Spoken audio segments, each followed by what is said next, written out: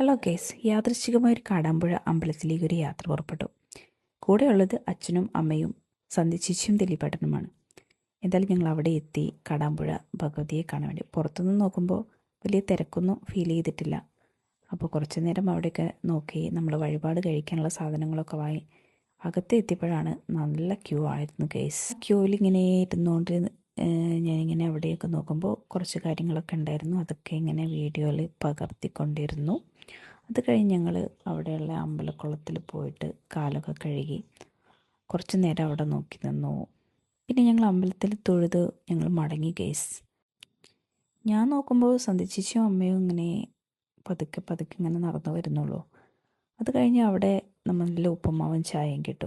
ചായ കഴിച്ച് പുറത്തിറങ്ങുമ്പോഴാണ് ഗേസ് എൻ്റെ പ്രിയപ്പെട്ട നേതാവിൻ്റെ ഒരു പോസ്റ്റർ അവിടെ കണ്ടത്.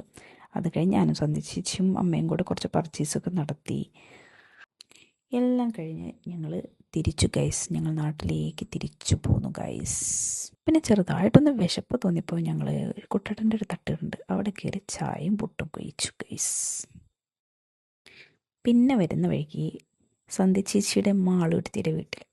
മാളൂരുത്തി എന്ന് പറയുമ്പോൾ ഞങ്ങളും ഇങ്ങനെ ചോദിച്ചു എന്തായത്. സത്യം പറയട്ടെ, കോഴിക്കോട് ലുലു മാളിന് സന്ധ്യച്ചേച്ചിയുടെ പേരാണ് മാളൂരുത്തിയുടെ വീട്ടിൽ. പിന്നെ ഒന്നും നോക്കിയില്ല, കുറച്ച് സമയം അതിൽ തേരാപ്പേര അങ്ങ് നടന്നു ഗൈസ്.